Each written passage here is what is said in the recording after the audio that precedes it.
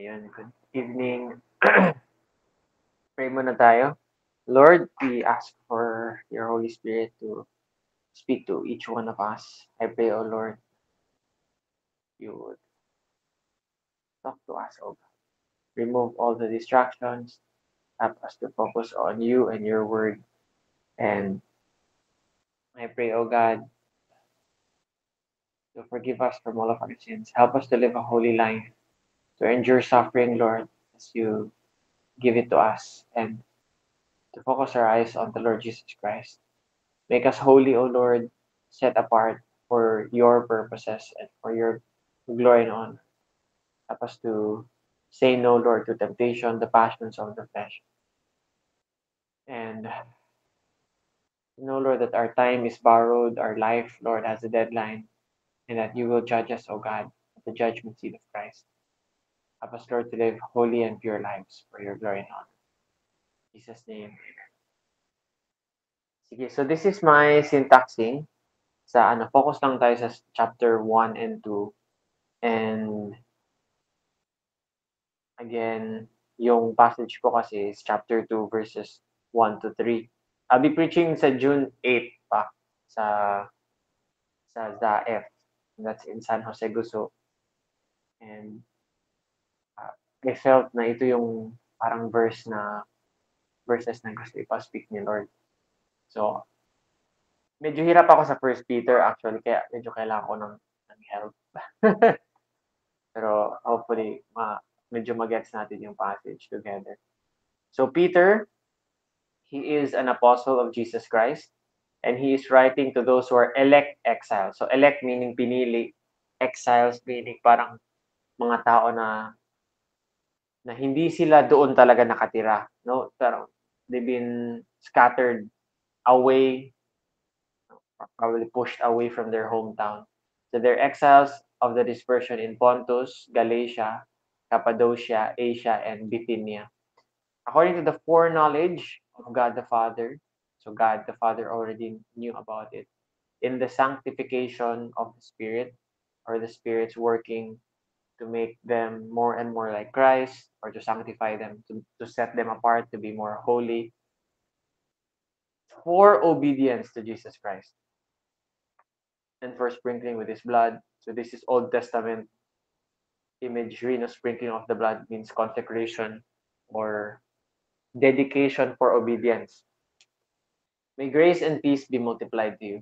Blessed be the God and Father of our Lord Jesus Christ, according to his great mercy, the mercy of God the Father. He has caused us to be born again to a living hope, buhay na pag-asa. Through the resurrection of Jesus Christ from the dead, to what?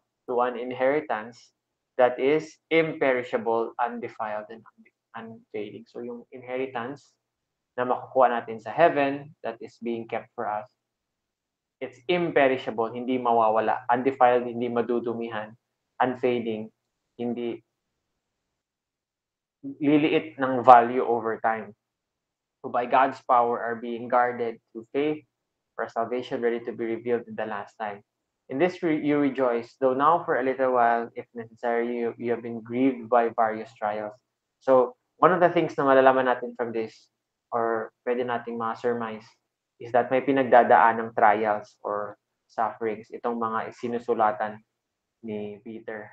Most likely, yun na nga, kasi nga exiles sila. They've been pushed out of their land, probably because of persecution, kaya kailangan nilang mag-move out. So that means purpose. What's the purpose of these trials? So that the tested genuineness of your faith, more precious than gold that perishes, though it is tested by fire, may be found to result in praise and glory and honor at the revelation of Jesus Christ. So it's for testing of their faith. Though you have not seen Christ, you love him. Though you do not now see him, you believe in him and rejoice with joy that is inexpressible and filled with glory, obtaining the outcome of your faith, the salvation of your souls. So concerning this salvation, the prophets who prophesied about the grace that was to be yours, anong ginawa nila ng mga prophets? They searched and inquired carefully. Inquiring what person or time the Spirit of Christ in them was indicating when he predicted the sufferings of Christ and the subsequent glories. Now it was revealed to them, yung mga prophets, that they were serving not themselves, but you, the Christians at that time, in the things that have now been announced to you through those who preach the good news to you by the Holy Spirit sent from heaven, things which even angels long to look. So in light of all of that na sinabi niya, therefore, the conclusion is, preparing your minds for action. Okay, preparing your minds for action. Being sober-minded, yung gising na gising, ang isipan. Set your hope fully on what? On the grace that will be brought to you at the revelation of Jesus Christ. As obedient children, what should they do? Do not be conformed to the passions of your former ignorance. But, in contrast, as he who called you is holy, you also be holy in all your conduct. Why? Since it is written, you shall be holy, for I am holy. And if you call on him as Father, who judges impartially according to each one's deeds, conduct yourself with fear throughout the time of your exile, knowing that you were ransomed from the futile ways inherited from your fathers, not with perishable things such as silver or gold. So you were ransomed. Binili ka na galing sa dati mong buhay, not by gold or silver na nawawala ng, but in contrast, what what ransomed them was the precious blood of Christ, like that of a lamb without blemish or spot. He was foreknown before the foundation of the world, but was made manifest in the last times for the sake of you, who through Christ are believers in God, who raised him from the dead and gave him glory. What's the purpose? So that your faith and hope are in God. Having purified your souls, how? By your obedience to the truth, to the for a sincere brotherly love, love one another earnestly from a pure heart. Why? Why love one another sincerely? Since you have been born again, again not of perishable seed, but of imperishable, to the living and abiding word of God. So they've been born again through the word of God. Okay. Gusto ko to i-highlight kasi parang related siya sa passage ko. Not of perishable seed, but of imperishable, through the living and abiding word of God. Why? For all flesh is like grass. Its glory like the flower of grass. The grass withers and the flower falls. But in contrast to the grass and the flowers and the flesh, the word of the Lord remains forever.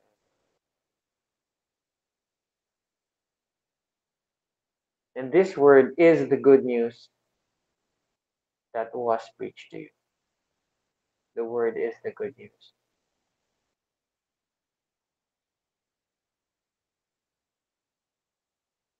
Yeah.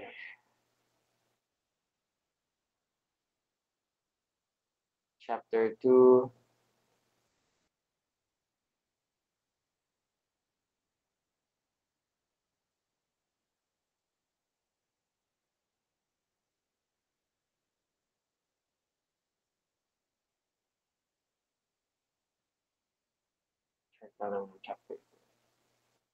Chapter 2.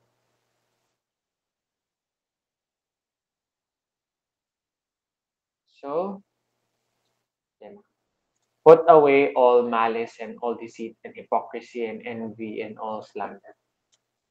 Pwede natin yan ito. Ano yung mga kailangan i-set aside? All malice, lahat ng mali siya, lahat ng pagsisinungaling or deceiving one another. Hypocrisy, doing uh, something that is opposed to what we are saying, no? Which is hypocrisy, parang acting opposite to what we're saying. And envy, having jealousy, and all slander. destroying others through speech. Like newborn infants, what should we do? If we are to put away malice, deceit, hypocrisy, and slander. Like newborn infants, what should we do? We are to long for pure spiritual milk, so that by the spiritual milk, you may grow up into salvation, if indeed you have tasted that the Lord is good. As you come to Him, a living stone, rejected by men, but in the sight of God, chosen and precious. You yourselves, like living stones, are being built up as a spiritual house to be a holy priesthood, to offer spiritual sacrifices acceptable to God through Jesus Christ. Why? For it stands in Scripture, behold, I am laying in Zion a stone, a cornerstone, chosen and precious, and whoever believes in him will not be put to shame. So, the honor is for you who believe, but for those who do not believe, the stone that the builders rejected has become the cornerstone. And a stone of stumbling and a rock of offense. They stumble, why? Because they disobey the word as they were destined to do. But you are a chosen race, a royal priesthood, holy nation, a people for his own possession, that you may proclaim the excellencies of him who called you out of darkness into his marvelous light. Once you were not a people, but now you are a people. Once you had not received mercy, but now you have received mercy. Beloved, I urge you, as sojourners and exiles, to abstain from the passions of the flesh, which wage war against your soul. Keep your conduct among the Gentiles honorable. Bakit?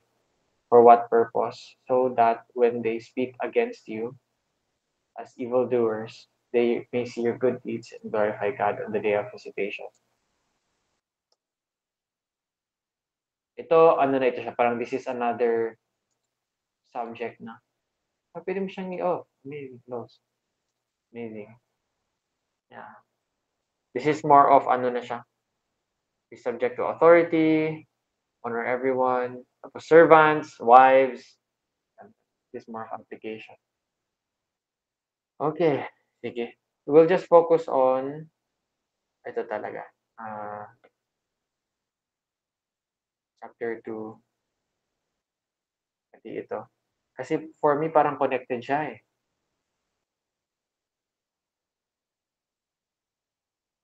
Itong verse 22. Having purified your souls by your obedience to the truth, for sincere brotherly love, love one another. You have been born again, not of perishable seed, but of imperishable through the living and abiding word of God. All flesh, grass, flowers, they all wither. But the word of the Lord remains forever, and this word is the good news that was preached to you. Then put away all of these things. Tapos, they are to long for pure spiritual milk, for their growth into salvation.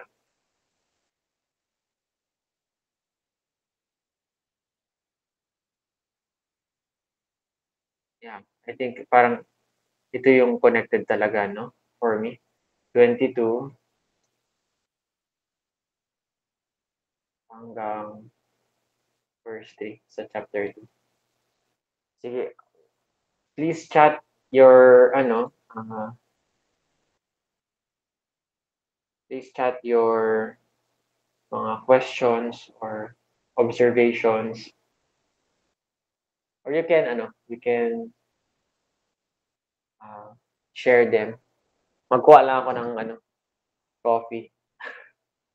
Kasi inatap ako. Kuha lang ako ng coffee and water. Tapos you can just speak. Nakikinig lang naman ako through the tablet. And share your questions or observations or baka meron kayong mga hypothesis.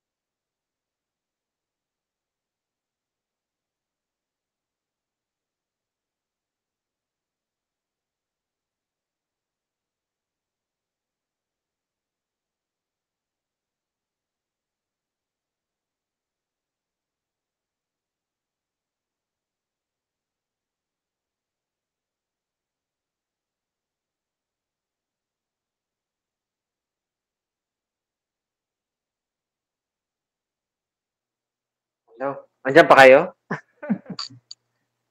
Ang ganda 'no? Actually na-appreciate ko yung ano, ang ganda ng discussion ni Peter and just, mga few observations.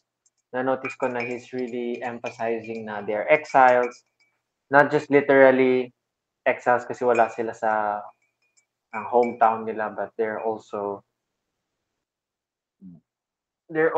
away from home spiritually. Parang ang sinasabi niya, how I see it, is that their home is actually heaven. So they're also foreigners or exiles away from their heavenly home. And so suffering is really to be expected. Trials are normal, especially since Christ, our Lord, went through suffering and through trials himself. And there's also a lot of emphasis on holiness. See yun na nga, we are, or Christians are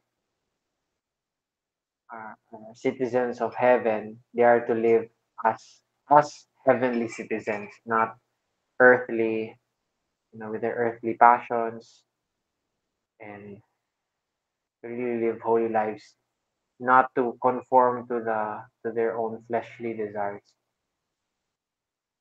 Anyway, so ang nakikita ko kasi dito, parang connected siya starting verse 22. Having purified your souls, so their souls are being purified by their obedience to the truth.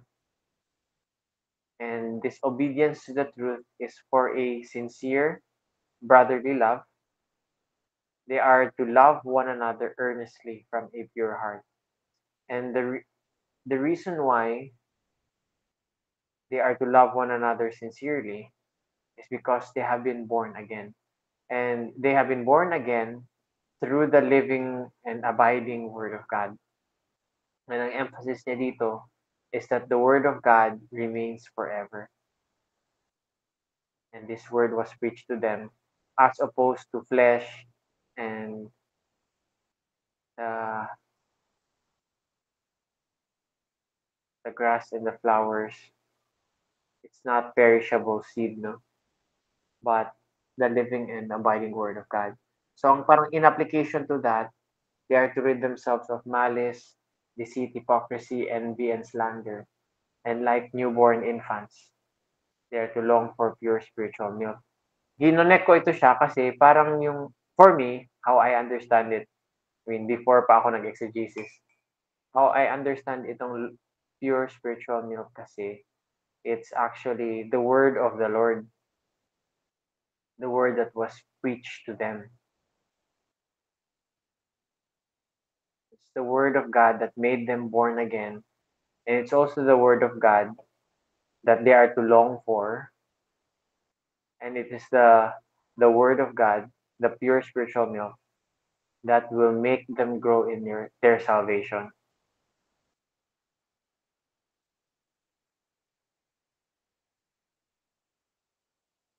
Yun yung main question ko talaga.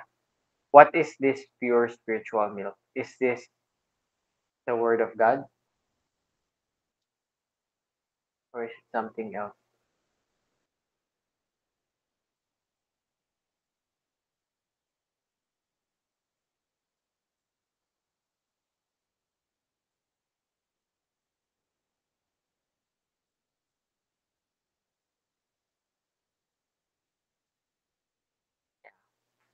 Kayo, any questions, any observations, or anything just you just want to share?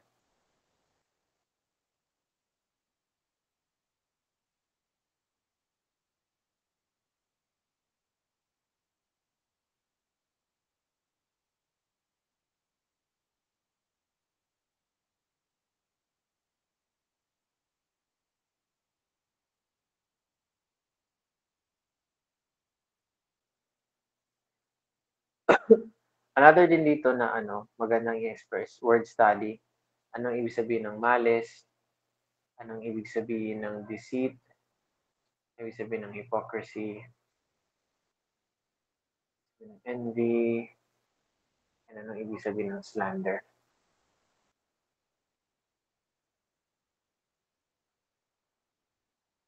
What is that supposed to mean? So let's check Bible.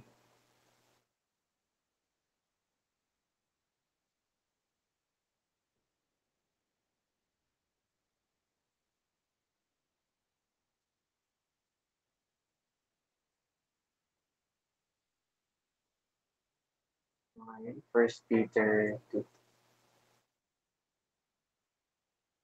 Yan. So malice comes from the Greek word kakia, evil. It occurs 11 times in the New Testament. Okay, in Matthew it means trouble, wickedness of yours, malice, evil. Okay, yung wickedness, depravity. Okay, morally corrupt, depravity, wickedness. Okay, yeah. Ang deceit naman, dolos, which is used 12 times in the New Testament. By stealth. Okay, deceit by stealth. In whom there is no deceit and villainy. Deceive, lie. Okay. Primarily abate, fraud, cunning, trickery. Parang trickery ang ibig sabihin.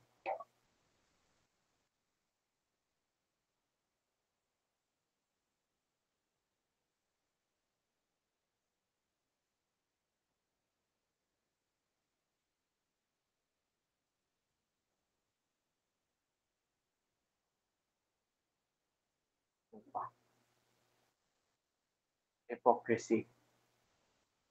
Oh, 6 times. Hypocrisy and lawlessness. Oh.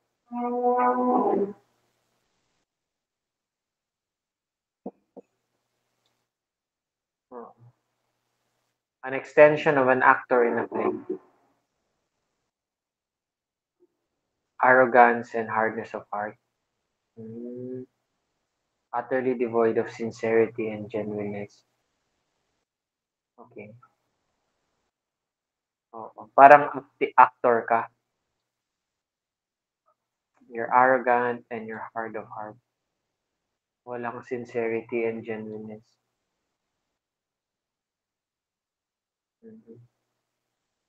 First Peter 2:1, hypocrisy, simulation. Ano bang ibig sabihin ng hypocrisy?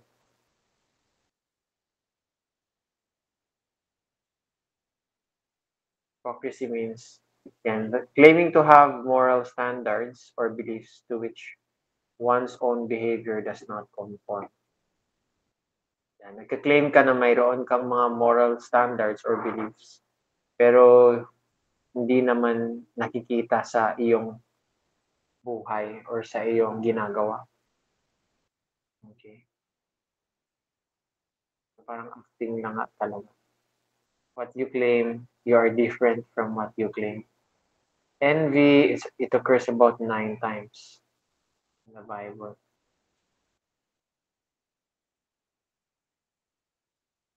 Envy.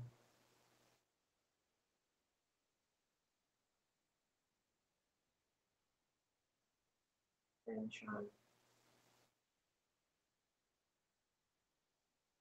Okay. Jealousy, spite.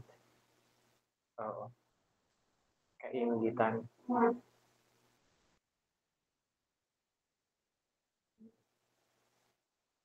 Slander naman, katalalia. 2 times. Wow. 2 times lang siya ginamit. The other time na ginamit siya is in 2 Corinthians 12:20. For I fear that perhaps when I come, I may find you not as I wish, quarreling, jealousy, anger, hostility, slander. So, defamation, speaking evil of others.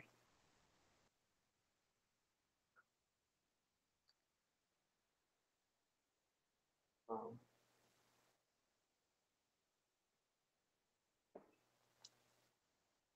Long for the pure spiritual. Okay, spiritual logikos. It's only used 2 times. Spiritual logical pertaining to speech. Rational, mind and soul. Okay. So the other one is spiritual worship. Romans 12:1. Okay, rational, spiritual, mind and soul. Yeah, just about 5 times. Yeah na. Metaphorically, spiritual milk consists in the elements of Christian instruction, spiritual nourishment. So it's used only 5 times. Ano tong 5 times? I fed you with milk, not with solid food. Corinthians 3:2. Not when you're really good, or who tends to flock without getting some of the milk. We need milk, not solid food. Yeah. Parang spiritual nourishment.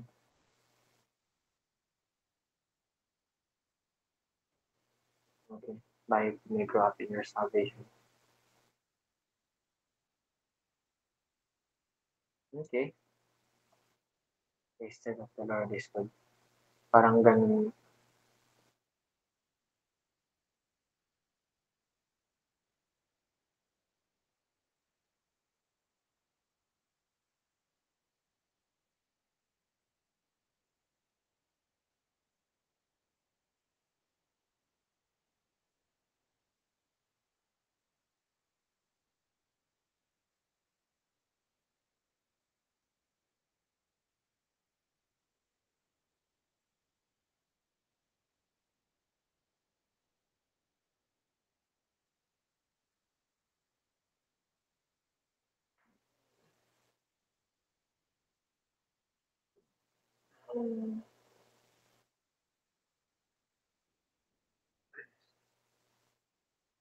Guys, kung meron kayong anything any input, sabihin nyo lang. Yeah, ano. Hindi kasi ano, ah, wait lang, rinig ako. Baka mute na naman ako. Yeah. Nakamute ka ba kanina? Ngayon, Oo, narinig. yun. So, pansin ko lang, on the order of the message, no?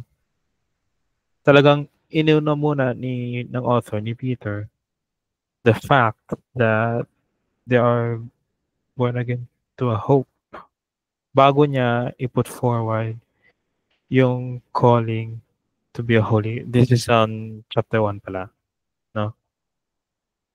So, say, in sabihin natin, sa marami natin kung napapanood or naririnig na message that you are holy, no? Inuna yung about holiness bago yung tawag dito, yung our hope in Christ. So dito, Ah, inuna ni Peter, your hope in Christ. Then, susunod is you're calling to be holy. So there is that impression na tawag dito, our holiness does not depend, it's not just a fact, no? And it doesn't depend on anything else, but on our hope which is in Christ. It's parang yung message, yung pagkasunod-sunod ng message, nandiyon yung theme na there is Christ first and then there is holiness. No? Hindi yung there's holiness and then there's Christ. So, yun lang ang sa akin. yeah. That's very helpful. Isasama ko yan sa preaching ko. Yeah.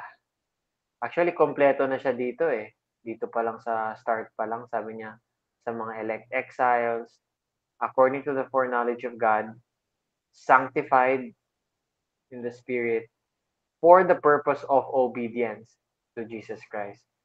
So, sila hindi sila parang saved by accident.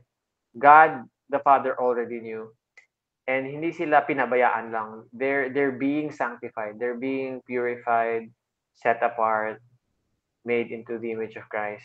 And hindi lang sila, you know, being sanctified tapos pinabayaan lang to just do whatever they want. The purpose of them being sanctified is for obedience to Jesus Christ. And then what happened is they were born again to a living hope. Yeah, not through the resurrection of Christ. They have an inheritance that's imperishable, undefiled. Hindi mawawala yung reward actually, yung treasure that is awaiting for them, hindi mawawala. And kahit na may pinagdadaanan silang kahirapan, para lang yun matest ang kanilang faith, and it's actually more precious than gold. Tapos doon pa, no, after laying the groundwork, doon pa niya sinabi na you prepare your minds for action, be sober-minded, be holy, don't be conformed to the passions of your former ignorance.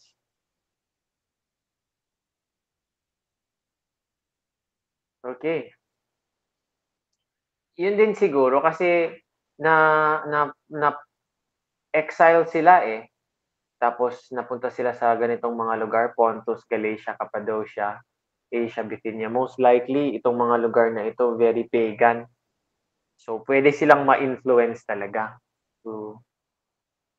by the Gentiles na mabuhay, with slander, envy, debauchery, drunkenness. Kasi yun yung normal for the pagans at that time.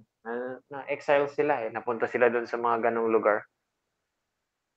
So, pwede silang ma-influence. But they are called to live a holy life. To be different. Pero before siya nag-exhort nun, yung holiness, holiness, holiness, tama yung sinabi mo, kuya. Nilay mo na yung ground na they are actually called to a living hope. And they are being sanctified.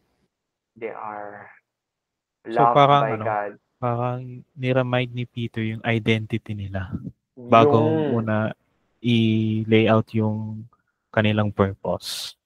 Parang yun din ang naging impression. Yeah. Identity first before purpose. Yung bullseye. Tumpak.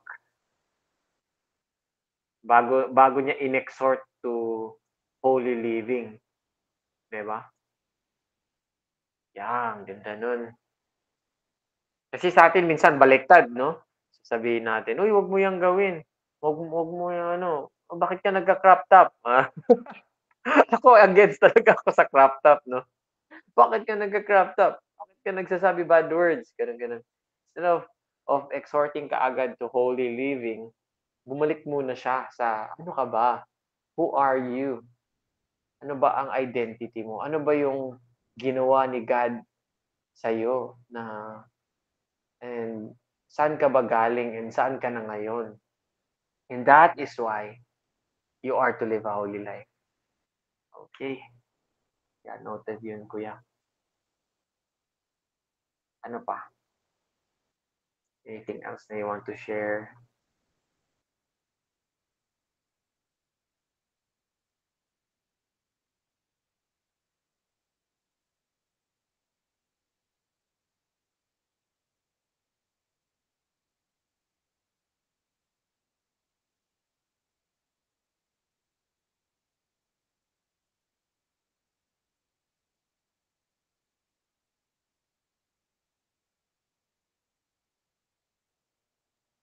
So sa mga hindi aware, meron tayong Google Drive. Sa Tools Bible Study, we can check for mga study Bibles, commentaries, and even Bible dictionaries. No? Uh, let's start with ano ba? Let's get to commentary. First Peter, no? Yung try natin. Kaya natin to. Exegetical commentary ang pinaka heavy. Pero kuha niya kasi talaga.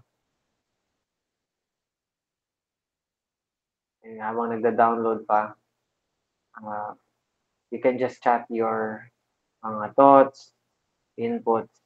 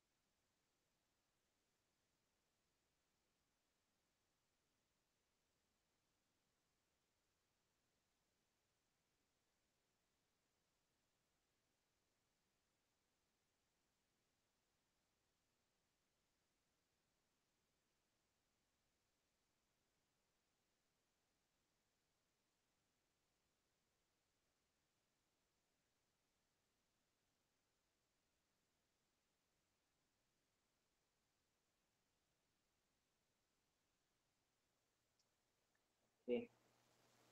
Okay. Chapter 2. Ito. Yan na, oh. Be what you are. O, di ba? Sakto talaga yung ano mo, Kuya Elo. So this is again Baker exegetical commentary on First Peter.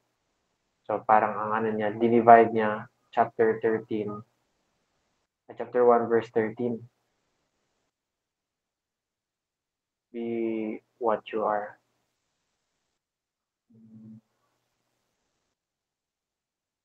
Yeah, okay.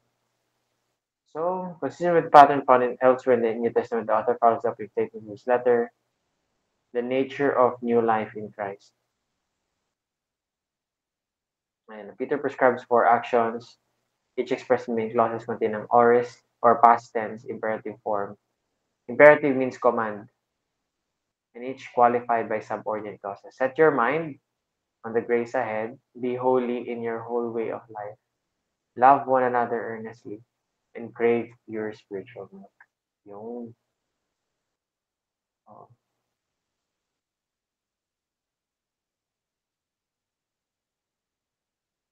Actually, pwede mo nang i-preach ito na lang.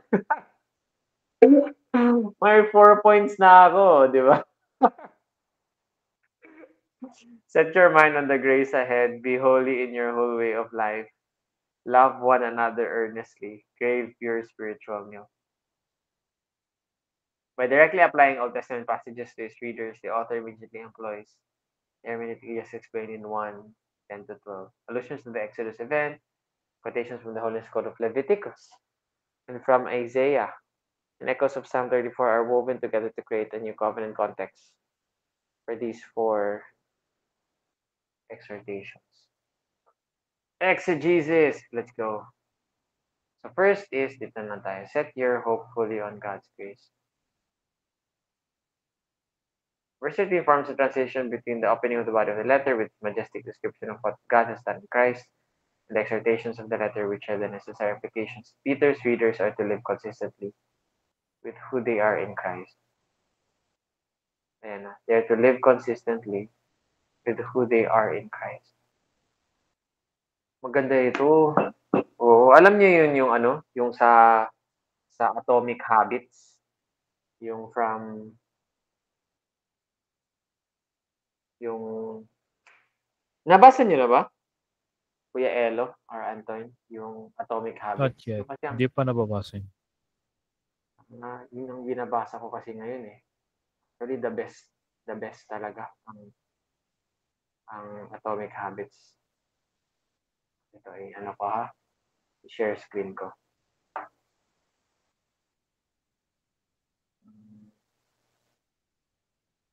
Before tayo mag-jump into that. Kasi for me, very relevant siya.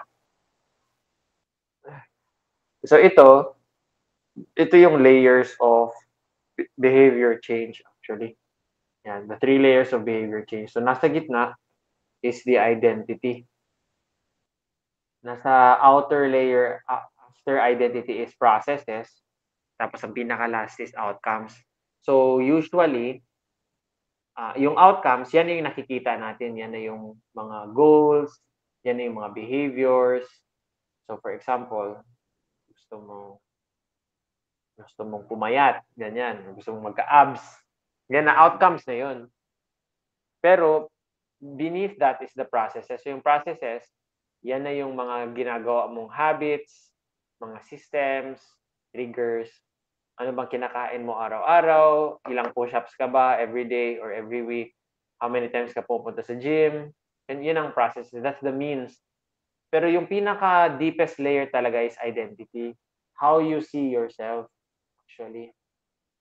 So, ang main point nito, this is factual, no? Pero this is really how it works. Kasi how you see yourself will affect your processes, and your processes will affect your outcomes. So, looking at it from a Christian perspective, if you see that you're a Christian, then, for example, you sin, no, nanonood ka ng pornography, or nangabit ka, or nag-cheat ka during an exam, and you see yourself as a Christian, you feel bad. Kasi you know that that's not what a Christian does. Kasi ibang identity mo eh. Ang identity mo is you are a Christian. You are called to holiness. You have the Holy Spirit in you. And Christ is working through you. So, kaya you feel bad, you feel guilty, you feel sad. Pero if you see yourself na you're an unbeliever, you're an atheist, or you don't care about God or morals, yun yung identity mo, then yung cheating and watching pornography and, you know, doing bad stuff, hindi siya makaka-affect sa'yo. Kasi that's who you are. Diba? That's normal for you.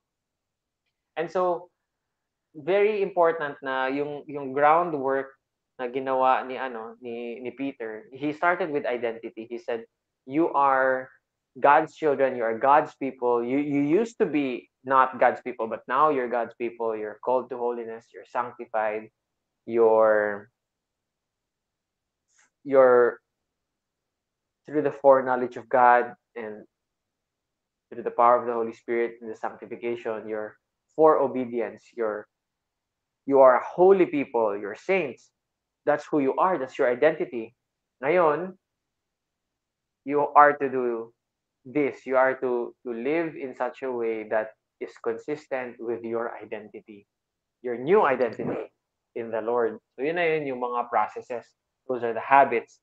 Don't envy, don't malign, don't slander.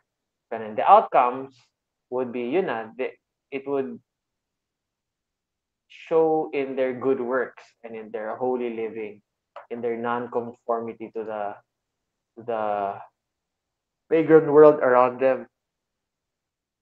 I just wanted to share that, no? Kasi yan talaga ang deepest layer. Sometimes kasi we focus too much on outcomes and goals, and we miss the processes and the identity. Pero tama itong ginawa ni Peter. Live consistently with who they are in Christ. The author shifts to a series of exhortations by using a strong inferential conjunction. For this reason, or dio. Clearly, this conjunction indicates that verse 13 is not introducing an entirely new theme, but rather implies a pause. Okay.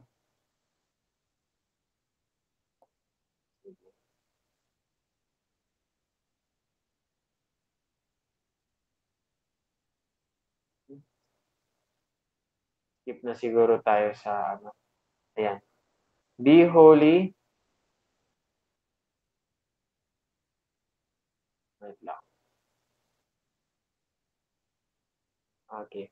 How does one bind up the loins of one's mind?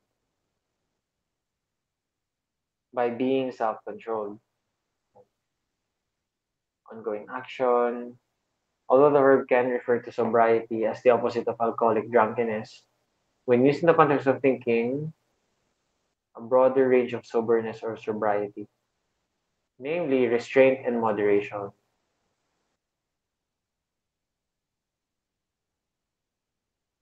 Basically, it just means self-control. The mind is not to be understood narrowly as denoting only the intellectual life, but as that which determines conduct. The avoidance of intoxication is certainly included. Especially in a society where those who have no hope often take refuge in drunkenness. Intoxication and life steadfastly fixed on the grace of Christ. Self-control of the mind facilitates prayer and an awareness of the devil's ways. Basically, self-control of the mind, sobriety. Peter instructs his readers to set their hope on the grace that will be theirs when Jesus returns by being fully able to think and act on the basis of their true nature. Fully able to think and act on the basis of their true nature in Christ. Should whatever hostility such a lifestyle provoke in their societies.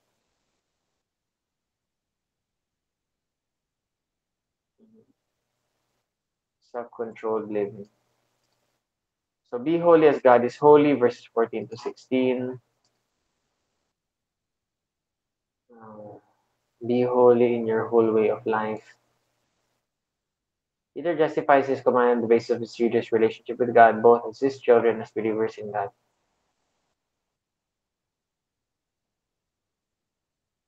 The new birth given by God the Father necessarily implies a decisively altered way of life.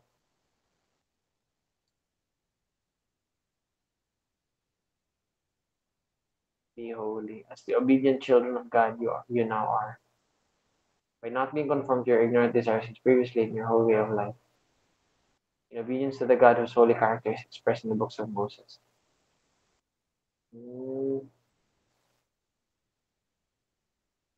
their holiness is to correspond to the holiness of the one who has called.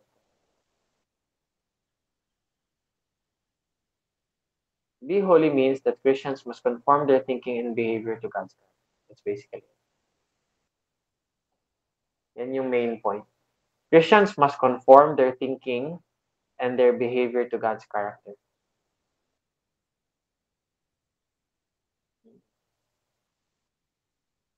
The moral aspect of that covenant summarizes what we call the Ten Commandments, demanded obedience to these commandments. Yeah. Ancient Israel would be set apart from the ways of the world by obeying the commandments. What happened? Oh, what happened, Vela? Ay, nako. Anyway, sige, we're slowly going there. Gano'n na lang siguro, no? Gano'n na lang kaya siguro ang preaching ko. Yung ano na lang, yung 4 points na lang na yun ang i-follow ko. Parang maganda naman yun. Malapit na tayo mag 9 p.m. Any any thoughts? Anything na you want to share?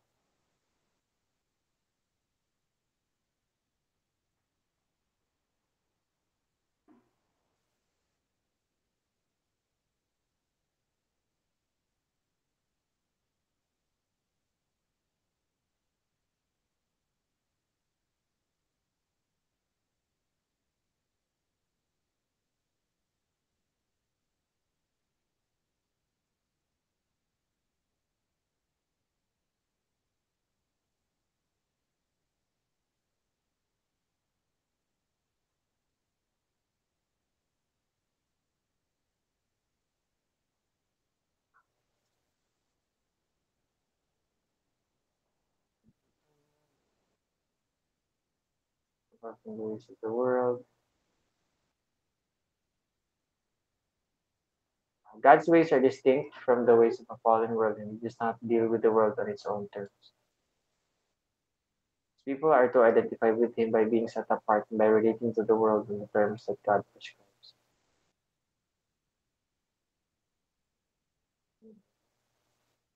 So may ano siya dito, may comparative table.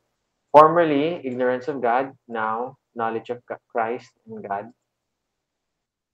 Formerly not God's children, now people are God's children. People controlled by desires, now they are controlled by obedience to God. Futile way of life and a holy way of life. Affirmed by society, misunderstood and maligned by society. Peter's call to others is concerned not only with the religious aspects, but also with one's full way of life.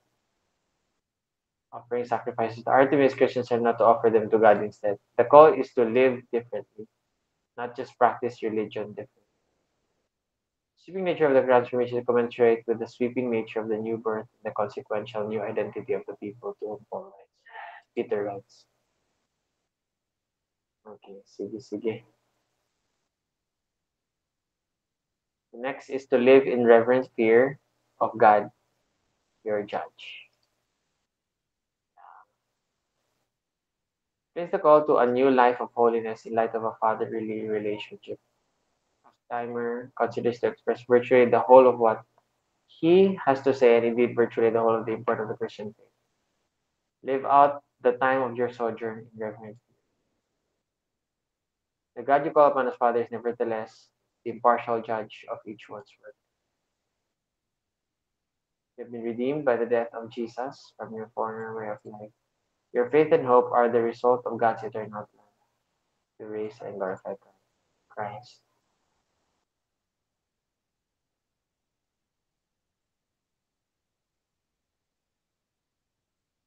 To live in obedience to God. Ayan na. The indicative of God's grace precedes the imperative of God's commands. Ayan na yun. I think yung sinasabi mo, Kuya Elo. The indicative of God's grace precedes the imperative of God's commands. Moreover, the Father they call upon is also their impartial judge. The intimate relationship between the believer in Christ and God as Father does not give license to the Christian to live as he or she wishes. For God judges morality impartially. Our knowledge of Him as Father must not dispel our dread of Him as our judge. Yeah, wag lang maging kumpiyansa to the same standard. Pagan life that God abhors will be no less abhorred if it is lived by one who professes to be a Christian, child of God. Conform to God the Father's moral standards. Formerly, apart from Christ, Peter serious had no knowledge of the God who would judge the world, but the very knowledge of Christ brought them into relationship, so brings them knowledge of sin and God's wrath upon him. Therefore, to live out their time with sojourn in fear of God. Okay. The price of your redemption. Okay.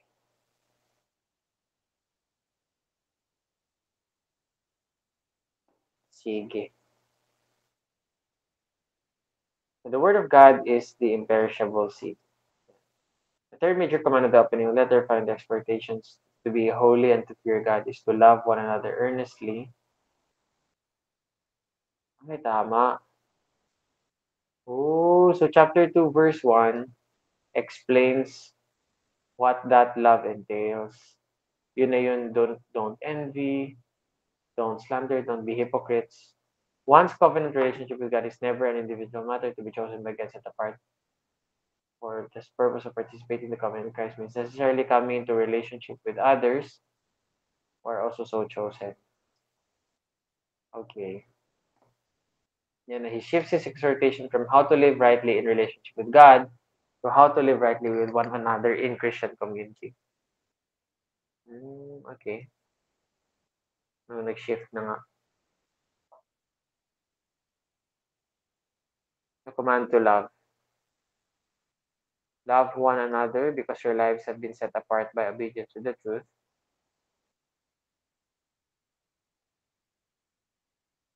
the very purpose for which is to relate to others as God intended human beings to earn.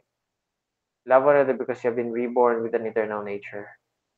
And love is the essence of that nature.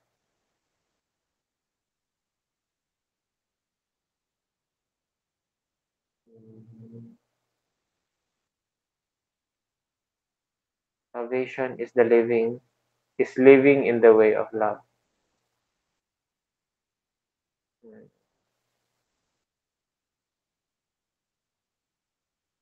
So love for Peter is righteous relationships with each other that are based on God's character, which Christian behavior reflects. Okay. Love is righteous relationships with each other that are based on God's character.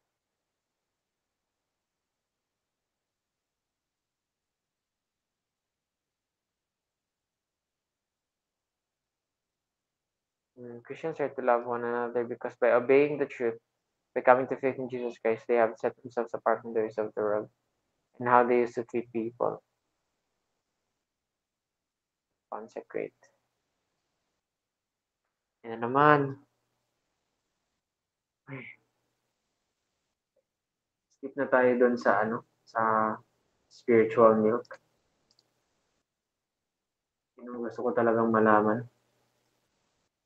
But at least ngayon medyo naging malinaw na sa akin saan papunta yung passage.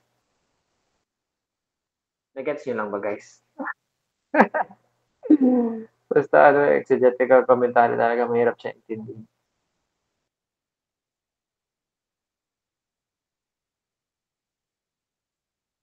Mhm.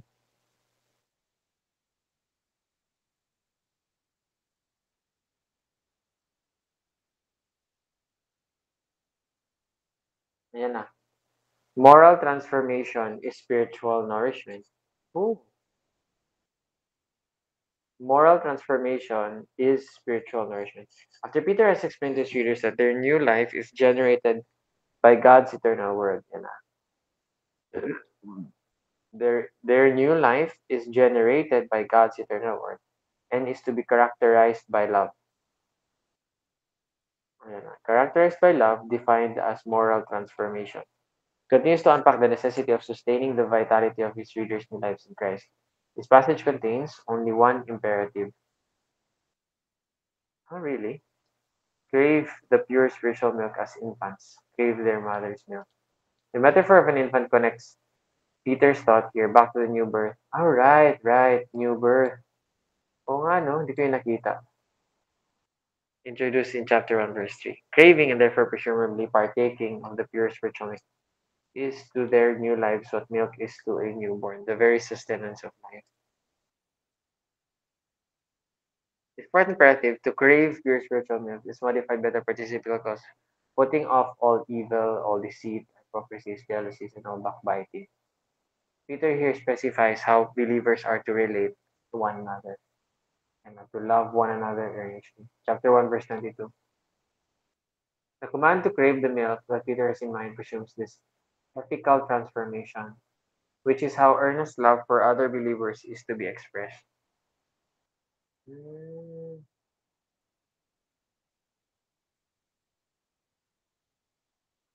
For other believers is to be expressed. In between the two imperatives stands the ground for both. The Word of God has given Peter's readers new birth into a reality that will last forever. Peter's readers, new birth into a reality that will last forever. Moreover, the goal of God's redemptive work is to restore right relationships among people and between people and God. By limiting his instructions to relationships between believers, naging lessons to faith and relational knowledge, but is here focusing on the dynamics of interpersonal relationships within the believing community. Removal of clothing.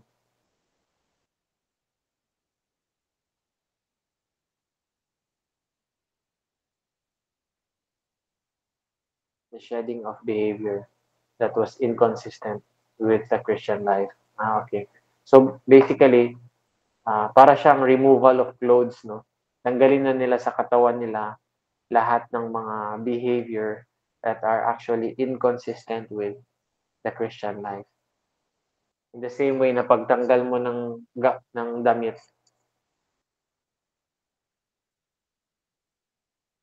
yan na, shedding of behavior that was inconsistent with the Christian life. The vices listed in verse 1 that must be put off are those that destroy relationships and hence that destroy community.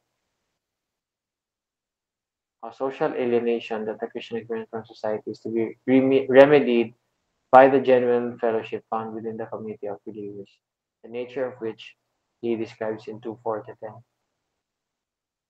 Leadership has been given new birth as the people of God and therefore are to exhibit an ethical transformation in their relation with characteristic of their father. Are the standard words found in the Pauline ethical tradition, the Dead Sea Scrolls, yan na. They describe attitudes and behavior that destroy community. Yan na, kakia, yung nakita namin kanina. Most general of the words. Okay. Antonym for virtue. There is some discussion in relation to this. Put off all evil and all deceit. The examples of hypocrisies. Yan na. Claiming to love fellow believers but gossiping about them. Jealousies. Malicious talk or backbiting can be allowed no place among the people of God. Love one another earnestly. Such poor attitudes are incompatible with craving the pure spiritual milk. New birth. Peter is not describing the recent conversion of his readers. Crave the things of God. Ayan na. Instinctively, eagerly, incessantly. Ayan. Dapat ano siya, hanapin nila yung mga things na kay Lord. Parang mga bagong panganak na bata. Instinctively, eagerly, incessantly. So parang instinct. Kasi may bago ng spiritual nature eh. Eagerly, excited, incessantly, walang tigil. Ayan na. Actually, ito, totoo ito. Elsewhere in the New Testament, milk is used as metaphor for teachings for immature Christians or worldly Christians. Yun yung paggamit ni Paul eh, dito sa Hebrews. Such a negative connotation is not found here. Rather, Peter sees milk as that which all Christians need in order to nurture their new life in Christ.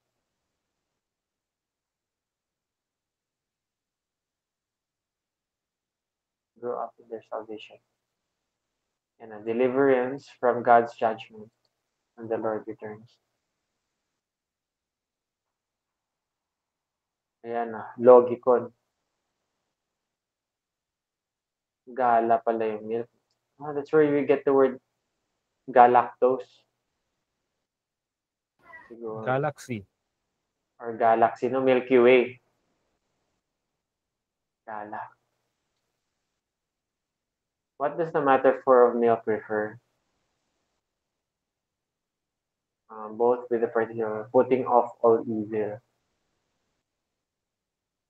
with which this syntactically joined in the Greek, and with a direct allusion, since you have tasted that the Lord is good. Modern word to be the word of God. Ito na. Ito yung pagka-understand ko din. Whether in the form of apostolic preaching, or in scripture in the Bible.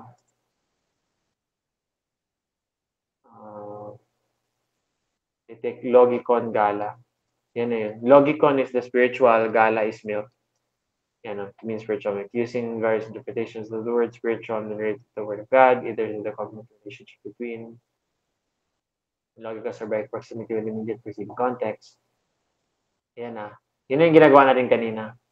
Kasi malapit kasi siya sa preceding context niya, which is itong verses 23 to 25. Have been born again not from perishable seed, but from imperishable through the living and abiding word of God. All humankind is as grass of the grass.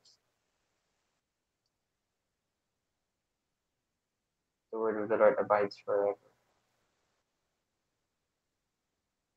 This word of the Lord is the word, rhema of gospel that has come to you.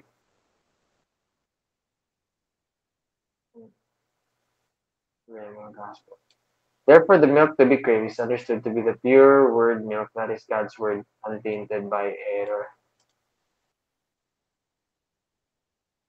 God's word, untainted by error. Grudem finds support here for describing the nature of the Bible. This adjective implies that Scripture is free from impurity or imperfection. It will not deceive or lead astray its readers.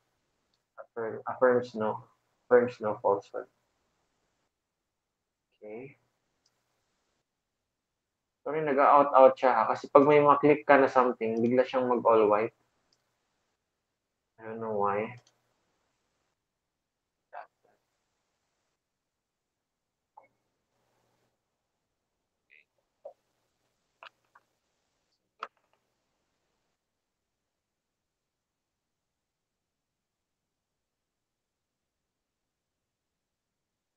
Okay.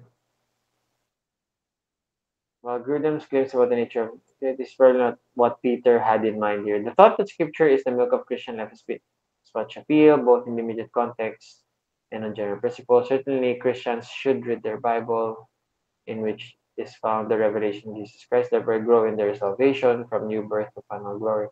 Nevertheless, even though this interpretation is coherent and almost unanimous among modern interpreters, it comes with problems.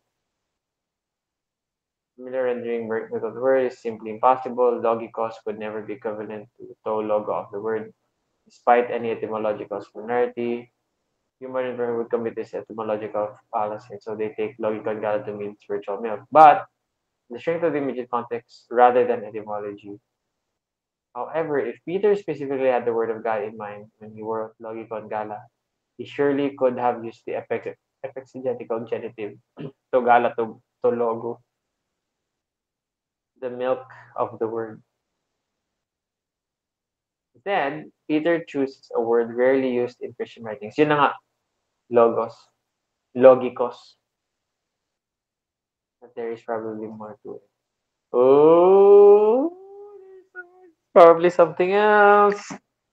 Kaya actually, dito talaga ako curious kasi para siyang word talaga ni Lord, yung spiritual name. Pero parang there's something more to it. Further considerations must also contribute to the identification of the referent of the milk metaphor. First, the word milk interpretation lacks metaphorical coherence with the context presumed to inform it.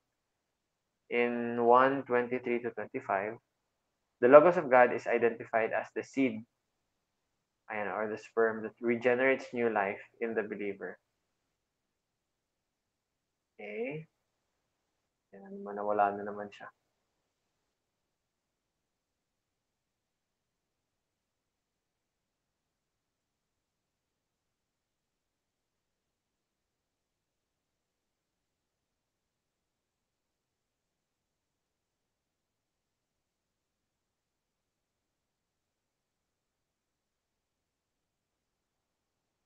The gospel preached to the Christians of Asia Minor understood to be the eternal rema of the Lord that according to Peter was already known to Isaiah.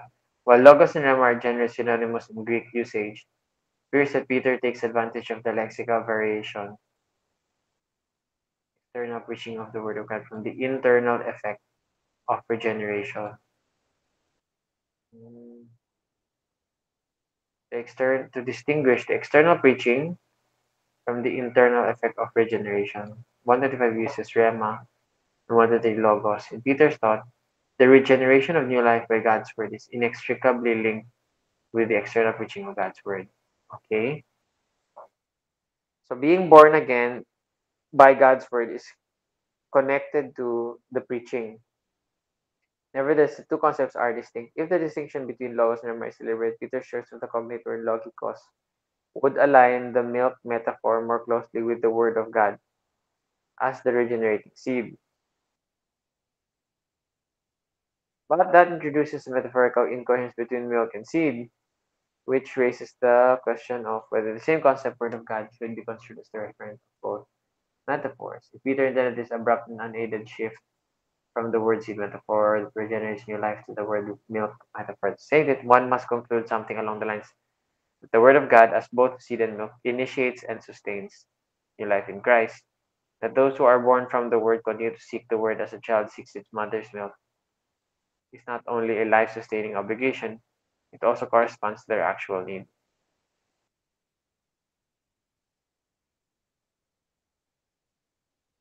Okay. Mm,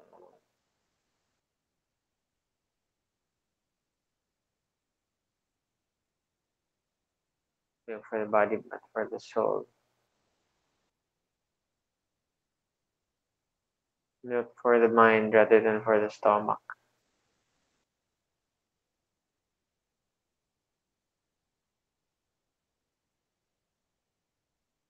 Mm,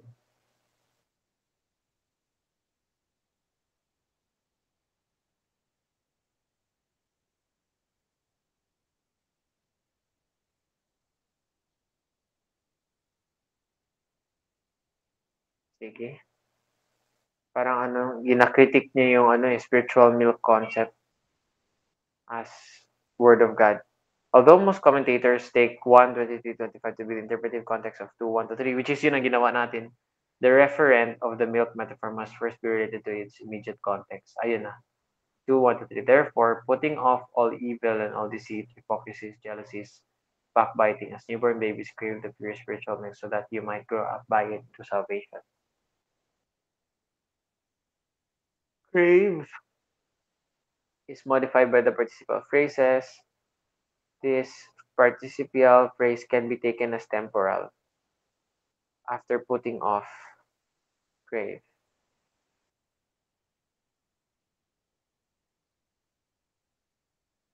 Mm,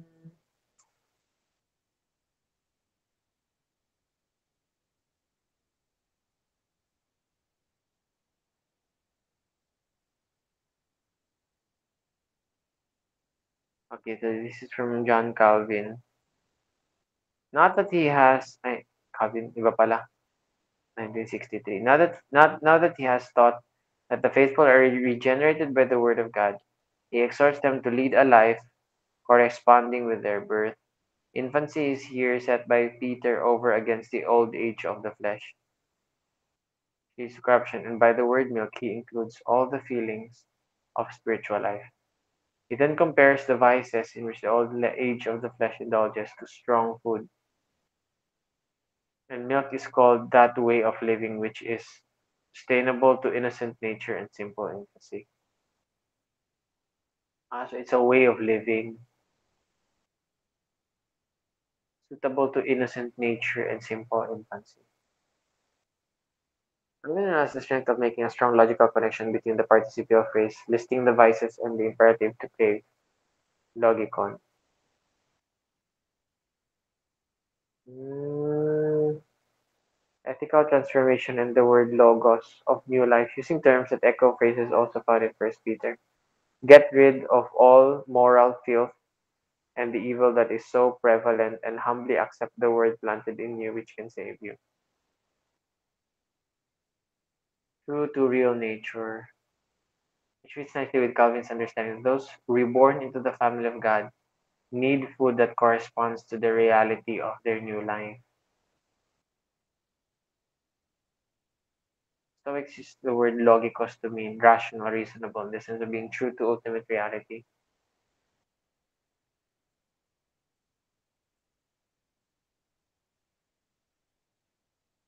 Mm, mm. Under the Egyptians. What is true to the ultimate reality of the new creation that the resurrection of Jesus Christ had established? Yeah, ito na. This is the only time na ginamit itong term na logikos, Romans 12:1. Paul tells Christians in Romans 12:1 that presenting their bodies as living sacrifices is their logikos, spiritual worship. Worship that is true to their new reality in which they now exist. Life in this new reality requires sustenance that is true to its nature. Yeah, parang ang application nito, parang ano, hindi siya Bible lang, no? But also everything that sustains your spiritual nature. Baka spiritual disciplines. prayer, worship, fellowship, fasting, evangelism, discipleship, giving, service, solitude, meditation. Parang ganun siguro yung spiritual milk. No, hindi siya Bible lang ba? Si the only time na ginamit siya is itong logikos is Romans 12:1 eh. Yan yun yung present your bodies as living sacrifices, holy and pleasing to God. This is your spiritual or logikos worship. Yan ang logikos worship, which is worship that is true to the new reality in which they now exist as children of God. Peter writes that life in this new reality requires sustenance that is true to its nature. The apostles knew that the reality in which Christians were reborn is defined not by the Logos of the Stoics, but by the eternal Logos of God. Therefore, the verbal revelation of God preached by Isaiah and the prophets by apostolic tradition, non-scripture in the Bible, reflects the moral reality to which God's people must conform. The logikon milk of 1 Peter 2:2 is further described by the second adjective, adolon, yan na pure, yan na unadulterated or uncontaminated. Thus taking the referent of the milk metaphor to be the word of God, to mean truth unmixed with false doctrine or inherent. If logikon is a long version to mean sustenance that is true to the new life in Christ. Yan na. Yan yung ina-argue ng commentary na ito. Yung logikon or yung spiritual milk, hindi lang siya Bible or Word of God, but it's anything that sustains your new life in Christ, that nourishes it. As Ford points out, it is unlikely that St. Peter means to contrast with other milk that is, which is adulterated. He's thinking only of the child at its mother's breast, and to him milk is as such the kind of food which by the nature of the case cannot be adulterated. God himself takes the milk metaphor to refer to divine grace on which all reborn believers must depend. Okay, divine grace on which all reborn believers must depend to sustain life in Christ. Ayan na. Michaels, 1988, who like Hort, rejects the interpretation that the Word of God is the referent of milk, calls it doubtful that the full significance of pure spiritual milk for Peter can be summed up in just one word or concept. In light of 120, there can be no doubt that the medium by which the milk is received is the proclaimed message of the gospel, but the milk itself is more appropriately interpreted as the sustaining life of God given in mercy to his children. Same sila. Sustaining life of God given in mercy to his children. While it is not correct to direct Christians to the Word of God as Scripture for spiritual sustenance throughout life, it is not incorrect to direct Christians to the Word of God for spiritual sustenance. It is unlikely that Peter means to limit the milk metaphor exclusively to the Word of God.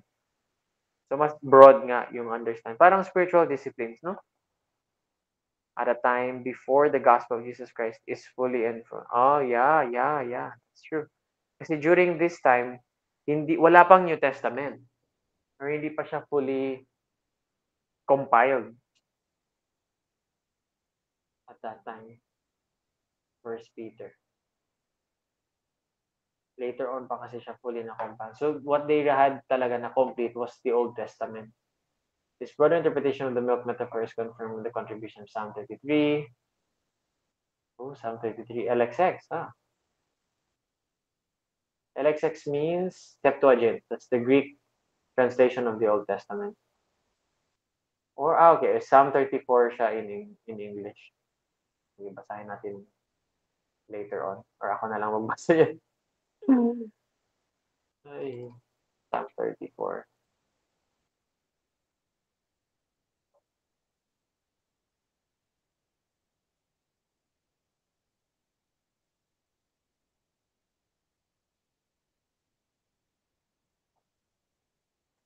The bold perceptual metaphor of taste. Oh yeah, taste. Since you have tasted that the Lord is good.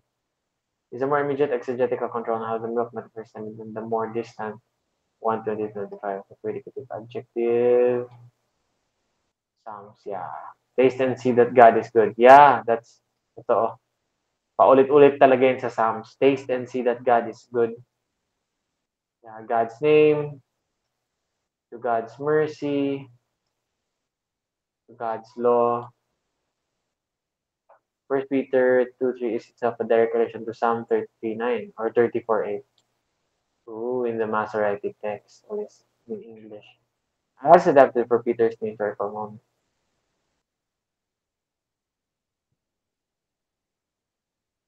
Christ in First Peter 2:3. Really? The difference between the Lord is good and the Lord is Christ is but one vowel. Psalm 33 in the LXS is in its entirety is in Peter's mind as he writes, for he later quotes it more extensively. Ooh.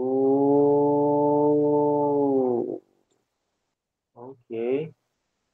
The language and thoughts throughout First Peter 1 to 3 echo the language of Psalm 33. Or Psalm 34 basically sa English Bible natin. Basahin ko tong Psalm 34 later. Just start explaining one thing. Christ is the one who spoke to the prophets, whose words are the Christians. 2:3 is the second example, Peter bringing the words of the prophets to the ears of his readers.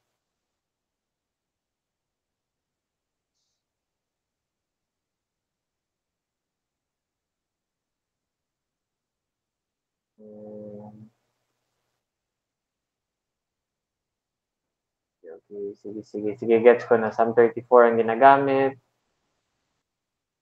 Okay.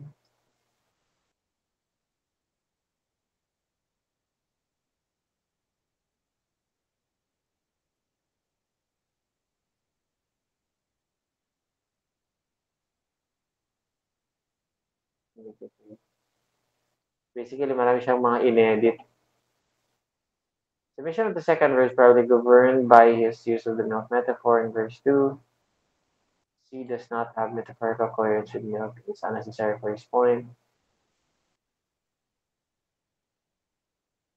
Yeah, actually medyo technical ito kasi this is what we call the Old Testament used in the New Testament. So, ibig sabihin nun, yung isang New Testament author, gumamit siya ng Old Testament na reference. Tapos may inedit-edit siya kasi yun nga, ang audience niya is mga New Testament Christians naman. Kaya medyo technical siya, no? May specific field talaga for that. Old Testament use of the New Testament. So, yun ang ginagawa ni Peter kasi gumamit siya ng Psalm, probably kay David ito, Psalm 33. Tapos, ginagamit niya ito to communicate to his present sa mga Christians in the first century. Compared to indicative, reflects his understanding. I've already tasted the goodness of the Lord. Basically, he's making a case na yung craving of spiritual milk is more than just God's word.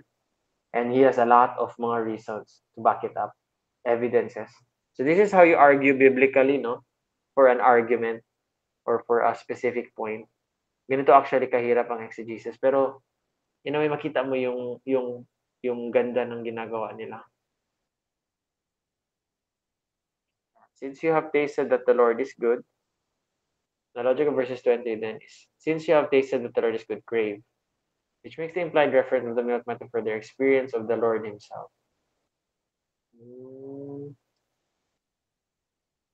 Yeah, tama.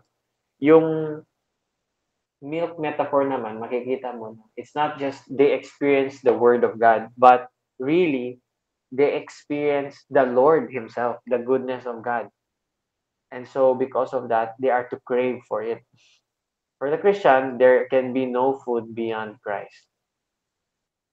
Selwyn takes the milk. So itong mga ganito, these are actually mga biblical journals yan. Di ba ganyan mag-code? Like parang APA ba? Format. You have Selwyn, tapos ito na yung date na na-publish, and ito siguro yung page or edition. Selwyn takes the milk to be the divinely given nourishment supplied by the gospel. The divinely given nourishment supplied by the gospel. Hort describes the milk as a divine grace or spirit coming directly from above. Since you have tasted that the Lord is delicious,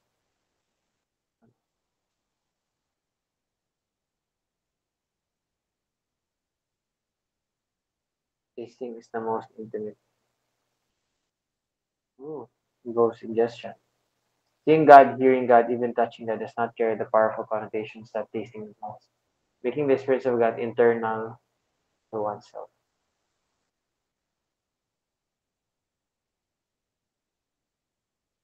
Ayan. God is not a subject to be studied, but a banquet to be enjoyed. Wow. Yan na. This interpretation that the milk in view is not specifically limited to the Word of God is supported by a further look at how the perceptual metaphor of taste functions. Peter quotes only the first column of 2. Oh, taste and see that the Lord is good. Happy is the one who hopes in him. He who takes refuge in him. The tasting of the Lord's goodness is related to putting hope in him, which, which,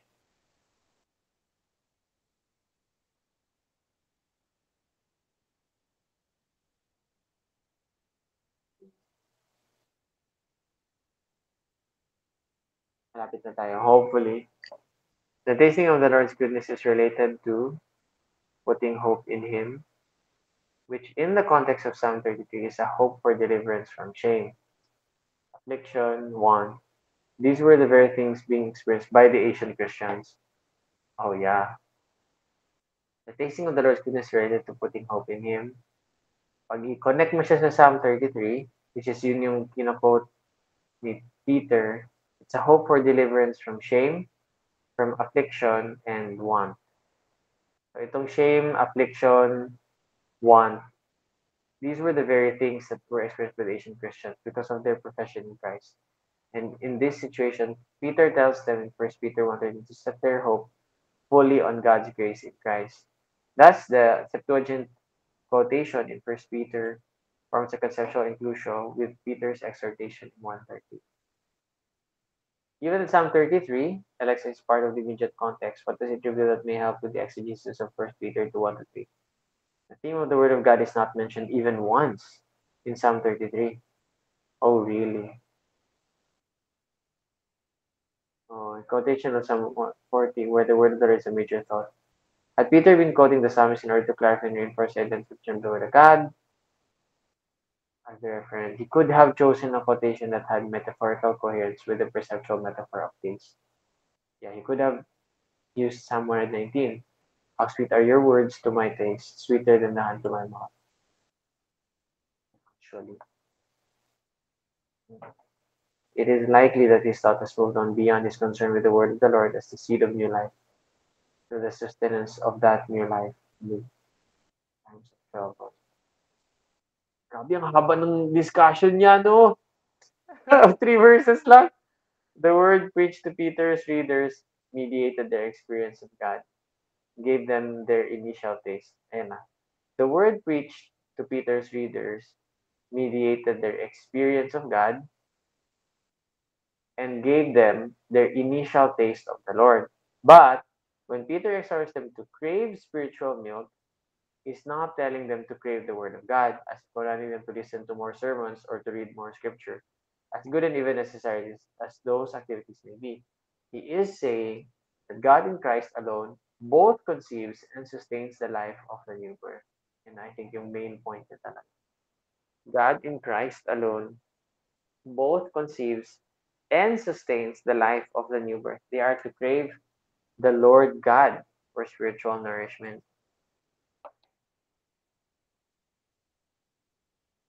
So it's the Lord Himself they are to crave. Oh, parang siyang Give Me Jesus, no? Ano yung kantang yun? Give me Jesus. So it's not just, listening to more sermons, reading more scripture, but it's really to long for God Himself. They are to crave the Lord God for spiritual nourishment. They have tested the goodness of the Lord in their conversion, but there is more to be had. The more of the Lord to be had by Paul's readers involves putting off all evil and all deceit and hypocrisy, jealousies, all backbiting. Refusal to do so would stunt their growth in their new life. Second, this interpretation allows the participle to one, apothemenoi, to be the mode in which craving for the pure milk is expressed. Okay, so makokonect mo nga talaga siya. Okay, nagme-make sense na ba? Okay, parang nag-click na siya. Participial phrase claims an imperatival force by virtue of its subordination to the imperative form. Crave. Peter's readers are to crave the Lord by adopting attitudes and behaviors that will sustain the new life they have begun by faith in Christ. Ayan na. They are to crave the Lord by adopting attitudes, which is yun na, remove the evil, deceit, hypocrisies, jealousies, and behaviors that will sustain the new life they have begun by faith in Christ.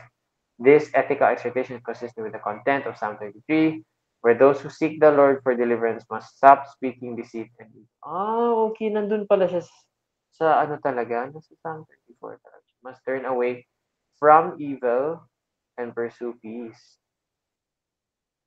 Thus, it is ethical transformation qualifies them to be the people whom the Lord will deliver. Okay, in light of the contribution of Psalm 33, makes the position that being logicon as if it means pertaining to the word is too narrow can be discarded, but without denying the role of inscripturated verbal revelation, the life of the Christian relationship. Peter has both explained. Okay. Yeah, the written scriptures are vitally relevant. However, hindi mo siya malilimit lang to the scriptures. Not the word milk, but logikos milk or the spiritual milk means not the word milk, but the milk that is true to the nature of the new eschatological reality established by the resurrection of Jesus Christ and into which Peter's readers have been reborn. Hmm. Okay. End na tayo pagka-10. Ano mo naman ito?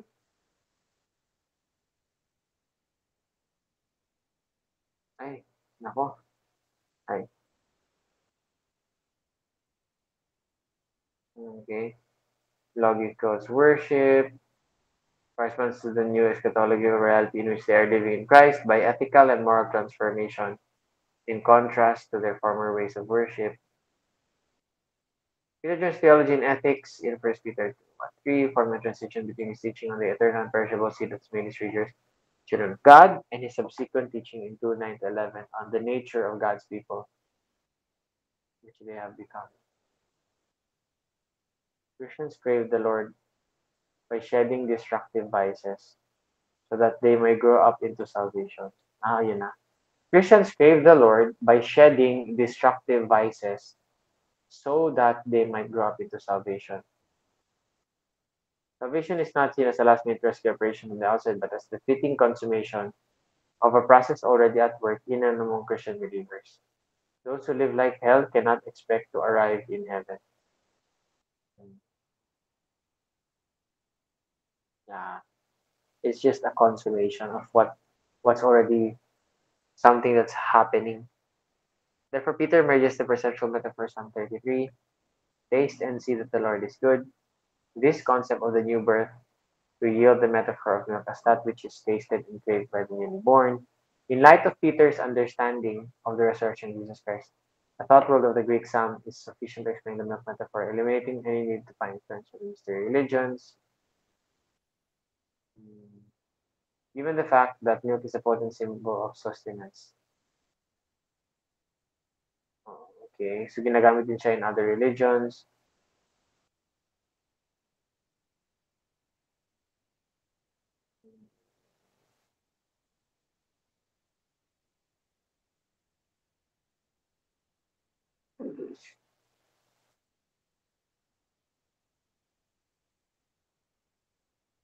Yeah, a wider view of God's life-sustaining grace in Christ. God's life-sustaining grace in Christ.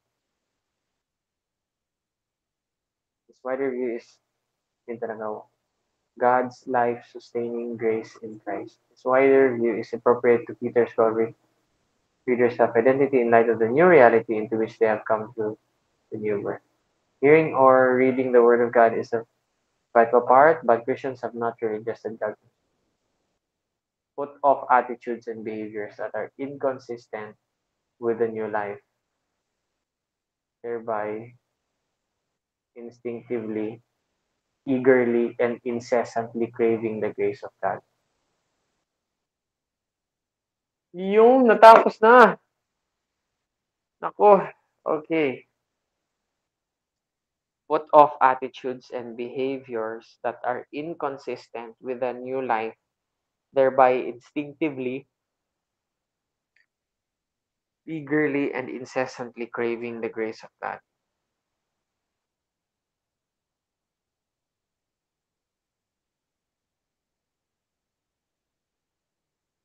Okay, sige.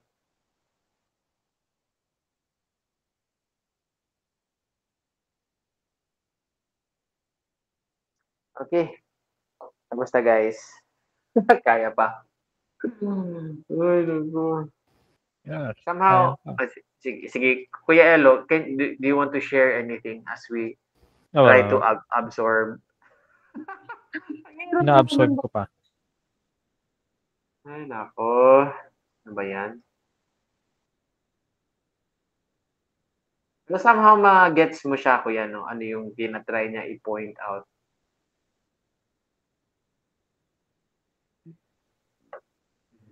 Yung main point niya lang naman talaga sa pagkakaintindi ko is yung pure spiritual milk, hindi siya limited to the Word of God. Pero kasama yung Word ni God, pero hindi siya limited lang to that. So in application, hindi siya just listen to more sermons, just read the Bible more often, but it's really more of the spiritual milk. So more of the spiritual things, really craving more of God in your life, more of the grace of God. And how I see it kasi in application, ipasok mo na lahat ng mga spiritual disciplines.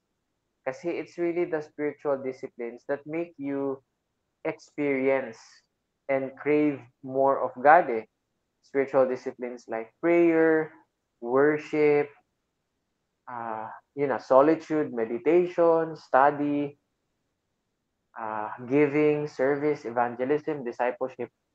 These are the things kasi that whet your appetite for spiritual things, for eternal things, for more of God actually. And yun yung mga positives. Yung mga negatives naman is ito na, you put off all of those mga behaviors that are not in line with your new identity in Christ. So he lists a few here, having purified your souls by your obedience to the truth for a sincere brotherly love, love one another earnestly from a pure heart. Tapos, you put away all of this malice, evil, deception, hypocrisy, envy, and all slander. Kasi these are things that are not in line with your eternal nature, with your spiritual nature, with your born again nature.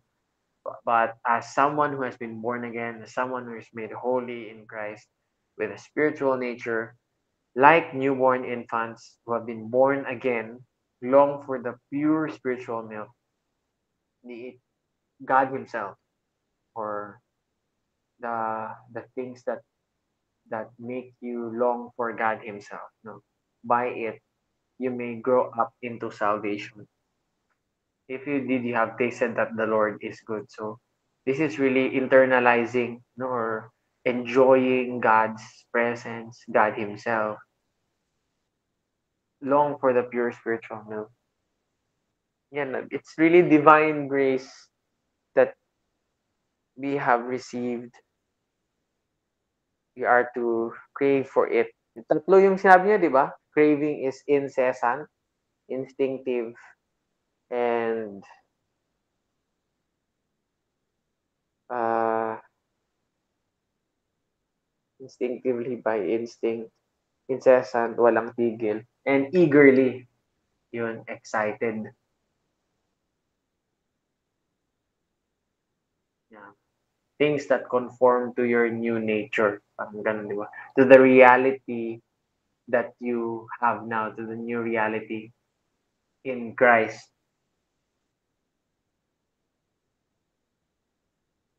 Very abstract, no? Pero I think mag-stop na tayo doon kasi wala tayong time. Aralin ko na lang yung the rest of this. Pero I learned something very, very interesting ngayon. Super, no? Kasi I always thought na I always hear that kasi meron kaming Bible study material, yung Caring Circle lessons. And we encounter this verse all the time. Tapos it's always interpreted as God's word. Pero dito pala it's broader than just God's word, no? It means so much more. It means divine grace that is in line with your new nature in Christ. Spiritual reality. And it involves craving for God Himself, not just God's Word.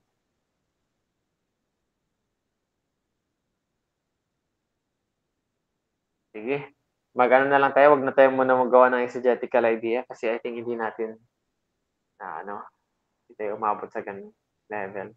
Any ano na lang, before we close, any reflections or any mga realizations. Mag-on nga kayo ng camera. Tayo lang naman nandito. Anything na you realize while we were studying? Yan, sige. Go, Kuya Elo or Antoine.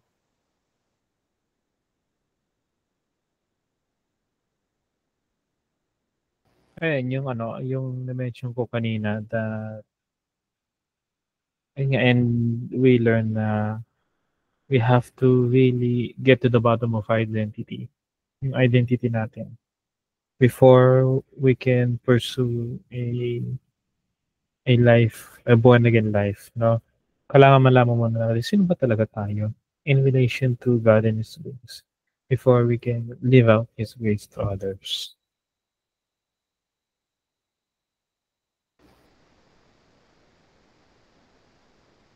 Identity first, yeah. Actually, pwede nga, no, pag ipipreach ko na ito, dun ako magsimula sa identity. If you know your identity, na you are a holy child of God, then you don't do things that are not in line with who you are as a holy, set apart, sanctified child of God, who is born again. You have died to your lusts, to your passions, and so you don't do slander, you don't do envy, you don't malign other people, you don't do all these things, you don't do evil, kasi that's not who you are anymore. What do you do now? You crave your spiritual milk. Ibig sabihin, you crave more of God. You long for Him. You also do activities that draw you closer to Him. Yun na yun yung mga spiritual disciplines. You have love for your brothers and sisters in Christ. Why? Because that's who you are. Diba? Alam mo, just last Sunday, ang ganda ng illustration ni Pastor Katapan dun sa church namin. Sabi niya, there's this there's this frog prince, no, yung ano, alam niyo yun, yung fairy tale. No, yung frog na yun, because of a curse, prince talaga siya to, but because of a curse, naging frog siya, and for how many years, uh, the frog lived as a frog. So, kumakain siya ng mga grasshoppers, ganon. And here comes na dumaan yung princess and the princess recognized the frog. So ang ginawa ng princess, hinalikan niya yung frog. And then suddenly, magically, the frog turns into a prince. So nung naging prince na siya, he was so happy and nag-spend time sila sa princess and all of that.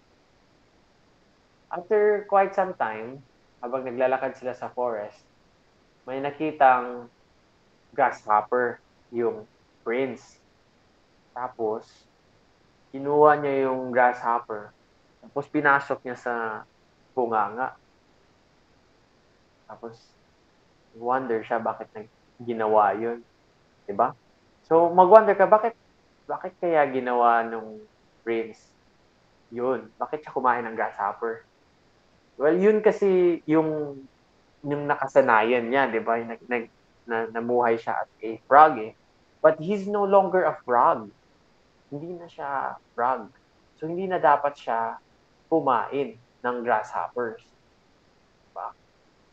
And so, it's the same with, kasi iba na yung nature niya ngayon. He no longer has the nature of a frog.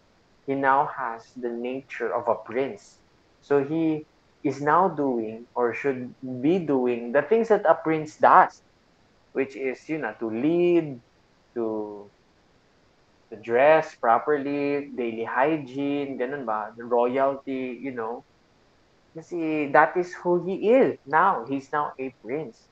In the same way, tayo daw, we are no longer controlled by sin. We are no longer sinners by nature.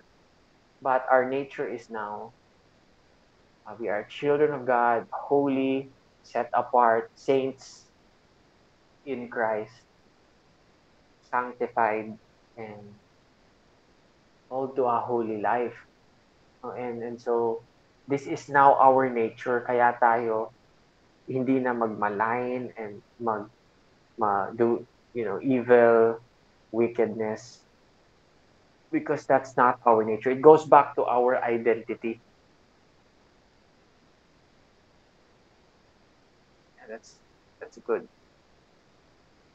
Sige.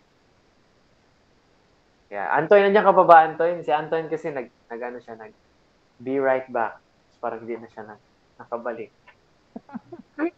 Nandiyan ka pa ba, bro? Baka natulog na to si Antoy. Okay. Sige, I think we can stop there. Thank you so much for joining us. Though hindi tayo masyadong naka-broaden, but I think very deep ang discussion natin. And one thing that you can learn here is the art of biblical argumentation, which is you push this certain idea na ito yung interpretation mo, and then dapat bombahan mo ng support. Yung ano niya lang talaga, ginawa lang talaga ng commentator na yun sa Baker Exegetical Commentary. Sabi niya, most, if not, parang most of the modern interpreters, they see the spiritual milk as God's word, to crave spiritual milk, and the application is to just read more sermons, listen to more sermons, read more of the Bible, and that is so important. But, ang sinasabi niya, it's more than that. Yung spiritual milk dito is more than just reading the Bible. It's more than just God's word. But it involves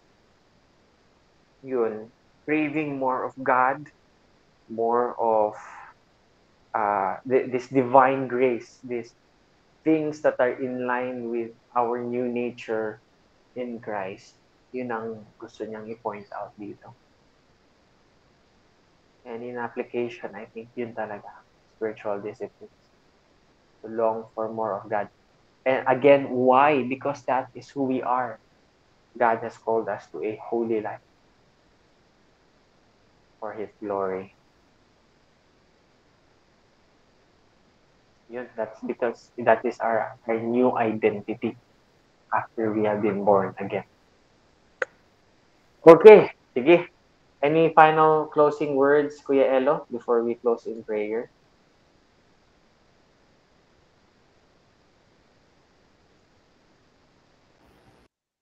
Not for me. Wala na? Maganda yung discussion natin for tonight. Yun lang ang closing words ko.